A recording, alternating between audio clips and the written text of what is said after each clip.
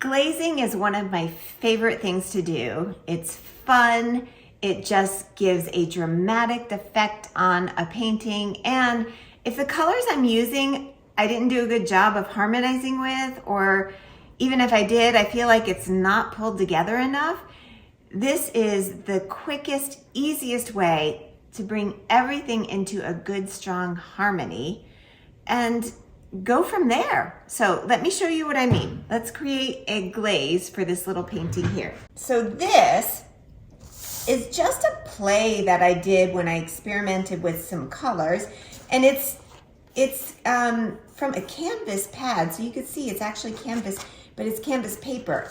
And so it's great to practice on, and they're thin, so you don't have a lot of space. You can just keep them, put so many of them up here and they don't take space up. So how do I do a glaze with this? Well, I've got this hot pink. It's a fluorescent pink that I use, and this is a transparent yellow iron oxide. And I was playing with creating a basic landscape, and I kind of want to see how I can mute this down a little. I do like the hot pink, and I may bring it back, but everything's an experiment, right? So I'm gonna take this dark brown that I have. It's a rich chocolatey brown. It's very dark. Okay, so let me just grab a little bit of it, and I'm gonna put it in a little bowl here to mix it. And I don't need a lot. It's gonna get watered down. So I have a little bit of water. I'm just gonna pour in here and really water it down. So now what I'm gonna do is just mix it and break up all the paint.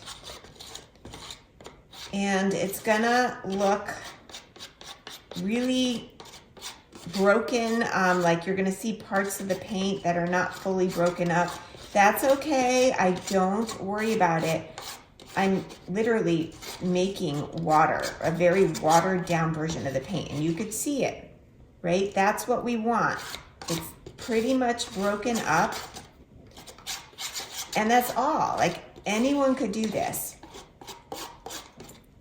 And look, there it goes. It's okay. So I'm gonna take this, and sometimes I literally pour it out like this. And you can see I just have a piece of cardboard underneath here to keep it nice and protected here. But then sometimes what I'll do, all right, let's just make a mess because I feel like this is the best way to see. You can see it's kind of seeping in, and I keep it very watery. Let's put a little bit more here. Depending on how watery you make it, you might need to let it sit a little longer, or, or how dark you want it to become. Sometimes I've walked away, like I've gently wiped these off and I've walked away. It was much lighter than this though, but what I want to do is let it get in all those little spaces here and just kind of do its thing. Make these irregular marks, put a tint over the whole painting. And then I come in with some paper towels, and let me grab one of these. So I like these Viva paper towels because there's no pattern in them compared to the other ones, right? And you could play with that. It's just that they just don't imprint anything on here. So I know there's a little crease here, but what I essentially do is take it and just pick up the excess.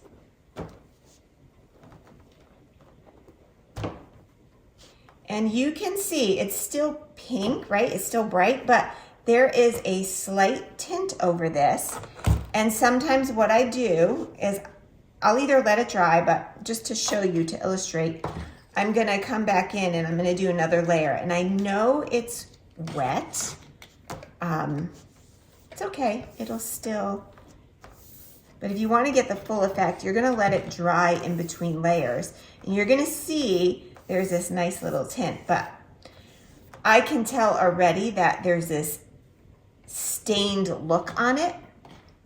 And I'm gonna go again And so all of this is just the crease mark from the paper towel here, which I'm gonna take off now. And let's just,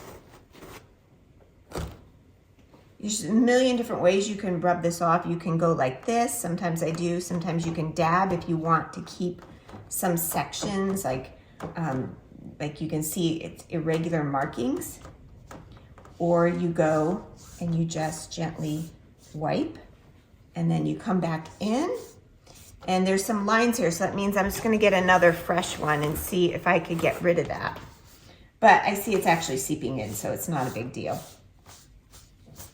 And depending, again, you know, I'll make the marks and let all the creases just sort of create that irregular movement in there. And then I come back and I paint on it again, and maybe put sections of bright, you know, pure color over it. And it just gives this really cool vibe. So it's one of the most fun ways to create a mood in a painting, and easiest if you're brand new and you just don't know where to begin. Mixing can get a little tricky for some of us when we try to mix colors and they just don't come out the way we think. But you can always go in with a quick stain and just wash it over and then come back in. And those two combinations over and over again really create a nice mood. I often come back in with a different color. So this one was a brown that I used, and I will probably come back in with this Payne's Gray. Payne's Gray is just black mixed with ultramarine blue, and it just gives this beautiful blue-gray stain.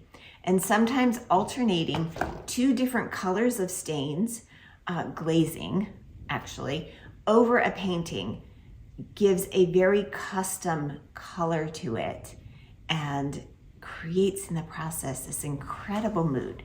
So give that a try and let me know how that goes.